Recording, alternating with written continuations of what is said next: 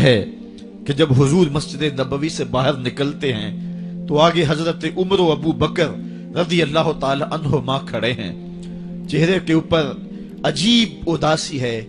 کہا عمر ابو بکر اس وقت کیوں کھڑے ہو؟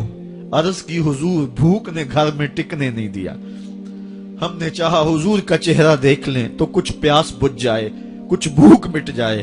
حضور نے فرمایا میرا حال بھی یہی ہے، جس چیز نے تجھے گھروں سے نکالا ہے وہی چیز مجھے گھر سے نکال لائی ہے۔ چلتے ہوئے حضرت ابو ایوب انصاری کے گھر کے قریب سے گزرے،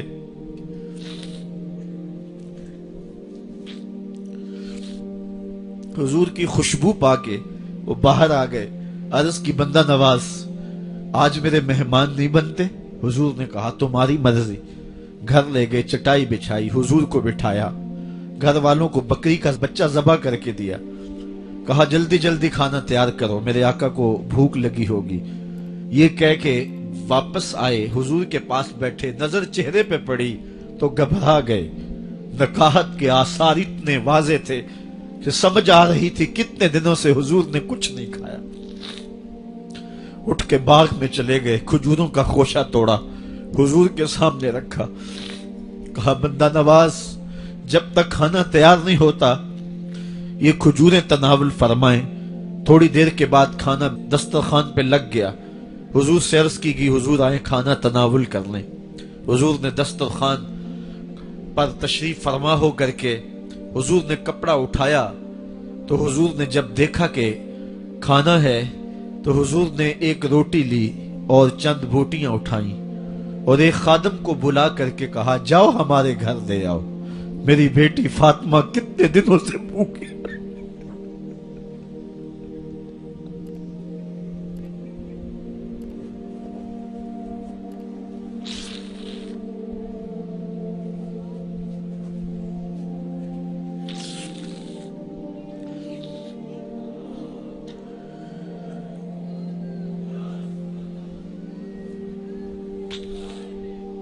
کہا جاؤ ہمارے گھر دے آؤ، میری فاطمہ کتنے دنوں سے بھوکی بیٹھی ہوئی ہے۔ مال کے کونین ہیں گو پاس کچھ رکھتے نہیں، دو جہاں کی نعمتیں ہیں ان کے خالی ہاتھ میں۔ آپ کو پتا ہوگا کہ جب میرے رسول کا انتقال ہوا ہے، حضور کا وصال ہوا ہے، تو حضور کی ایک زرہ ایک یہودی کے گھر میں گروی رکھی ہوئی تھی، حضور نے زرہ رکھ کر کے اس سے قرض لیا ہوا تھا۔ یہ اسلام کی غربت کی کہانی ہے، اور پھر اللہ نے اسلام کو امارت کے رنگ بھی دیے۔ آؤ تمہیں کہانی سناؤں، حضرت عدی بن حاتم روایت کرتے ہیں، صحیح بخاری میں روایت ہے۔ یہ حاتم تائی کے بیٹے ہیں، کہتے ہیں میں حضور کی خدمت میں حاضر ہوا، ایک شخص آیا کہنے لگا حضور غربت نے میرا برا حال کر دیا ہے، اور اس نے شکایت کی غربت کی، پسماندگی کی اور اپنی معاشی بدحالی کی۔ پھر ایک شخص آیا کہنے لگا حضور میرے پاس دولت تو ہے لیکن میں نے جس منزل پہ جانا ہے راستہ پر خطر ہے، تو میرے لیے کیا حکم ہے کہ میں کیسے راستہ طے کروں؟ تو یہ دو لوگوں نے یہ باتیں کی تو حضرت عدی کہتے ہیں کہ حضور نے روئے سخن میری جانب موڑا اور میری جانب مخاطب ہو کے کہا عدی تو نے ہیرا دیکھا ہے؟ عدی کہتے ہیں میں نے عرض کی حضور دیکھا نہیں، سنا ہے، ہیرا یہ شہر ہے عراق کا۔ تو حضور نے فرمایا عدی تو نے ہیرا دیکھا ہے؟ میں نے کہا نہیں حضور دیکھا نہیں، اس کا تذکرہ سنا ہے۔ فرمایا عدی اگر اللہ تجھے زندگی کی مہلت دے تو ہیرا سے ایک خاتون چلے گی، تو اپنی آنکھوں سے دیکھے گا اور مکے تک پہنچے گی اور اللہ کے گھر کعبہ کا طواف کرے گی، اور اس کو ہیرا سے لے کر کے مکے تک اللہ کے علاوہ کسی کا ڈر نہیں ہوگا۔ کہتے ہیں کہ میں نے دل میں کہا کہ پھر بنو طے کے ڈاکو مر گئے ہوں گے جنہوں نے عرب کے اوپر روب ڈال رکھا ہے، تو وہ تو پھر ختم ہو گئے ہوں گے۔ کہتے ہیں میں بھی سوچ ہی رہا تھا کہ حضور نے مزید میری حیرت میں اضافہ کرتے ہوئے کہا عدی اگر تجھے اللہ نے زندگی کی مہلت دی تو تو دیکھے گا کہ کسرا کے خزانے تیری جھولی میں ہوں گے۔ تو اس دور کی سپر طاقت تھی۔ میں نے کہا حضور کسرا بن ہرمز حضور نے فرمایا ہاں کسرا بن ہرمز. کہتے ہیں کہ حضور نے پھر فرمایا دی اگر تو زندگی پائی تو تو وہ دن بھی دیکھے گا کہ ایک شخص زکوٰۃ کی رقم لے کر کے، زکوٰۃ کی چاندی لے کر کے، زکوٰۃ کا سونا لے کر کے نکلے گا اور اس کو کوئی زکوٰۃ کا مستحق ہی نہیں ملے گا. حضرت عدی بن حاتم کہتے ہیں کہ پھر میں نے وہ منظر اپنی آنکھوں سے دیکھا کہ ہیرا سے ایک خاتون چلی اور مکے تک پہنچی اور امن ایسا تھا کہ اس کو اللہ کے علاوہ کسی کا ڈر نہیں تھا. پھر وہ لمحے بھی میں نے دیکھے کہ کسرا بن ہرمز کے خزانے مسجد نبوی کے باہر پڑے ہوئے ہیں. تو کہتے ہیں تیسری چیز میں دیکھ نہ سکا اور میں نے لوگوں کو کہا کہ یہ میں تو نہیں دیکھ سکا، میری شاید زندگی وفا نہ کرے، اور اگر تمہاری زندگی وفا کرے تو تم دیکھنا میرے آقا نے جو فرمایا تو 2 باتیں تو پوری ہو گئی ہیں اور تیسری بات تم دیکھ لو گے.